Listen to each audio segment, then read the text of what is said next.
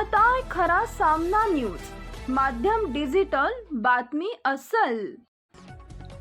स्थानिक स्वराज्य संस्थांच्या माध्यमातून निवडून दिल्या जाणाऱ्या विधान परिषदेच्या 17 जागांसाठी निवडणुकीचे बिगुल वाजलेले असताना दुसरीकडे जागा वाटपाच्या सूत्रावरून महायुतीमध्ये रस्सीखेच सुरू असल्याचं समजतंय। शिवसेनेने 7 जागांची तर राष्ट्रवादीने 3 जागांची मागणी भाजपकडे केल्याचं समजतंय। त्यातही भाजपचे संख्याबळ अधिक असलेल्या जागांवर मित्रपक्षांनी दावा केल्यानं पेच निर्माण झालाय। ठाणे आणि पुणे हा मुद्दा कळीचा मुद्दा ठरत असल्याचं समजतंय।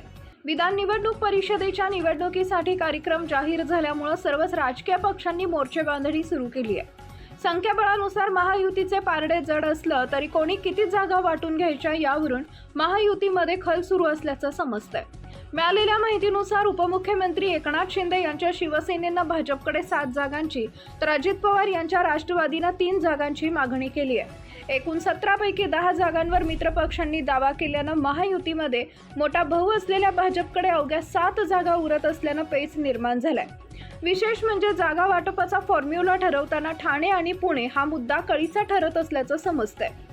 दोन्ही ठिकाणी भाजपचे संख्याबळ चांगलं असलं तरी इथं मित्रपक्षांनी दावा ठोकलाय। ठाण्याची जागा एकनाथ शिंदे यांना पाहिजे असली तरी तिथं भाजपचे संख्याबळ जास्त आहे। पुण्याची जागा सुनेत्रा पवार यांना हवी असून तिथंही भाजपचे संख्याबळ जास्त आहे। त्यामुळे आता ठाणे आणि पुणे यावर भाजप पाणी सोडणार का यावर खल सुरू आहे। ठाणे आणि पुणे या जागा सोडल्या तर त्या बदल्यात भाजप शिवसेना आणि राष्ट्रवादीकडून जास्तीच्या जागा पदरात पाडून घेणार असल्याचं बोललं जात आहे।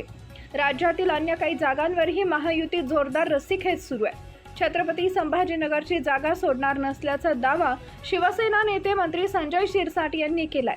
या जागेसाठी तिन्ही पक्ष आग्रही असून या जागांवर तडजोड झाली नाही तर महायुतीत अंतर्गत वाद निर्माण होण्याची शक्यता वर्तवली जाते।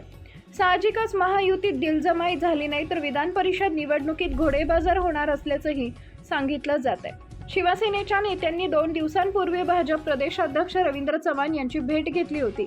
बुधवारी सुनेत्रा पवार, सुनील तटकरे आणि रवींद्र चव्हाण यांच्यातही एक बैठक झाली। या बैठकीत जागा वाटपाबाबत तोडगा काढण्यावर चर्चा झाल्याचंही समजतंय। Subscribe now and press the bell icon. Never miss an update.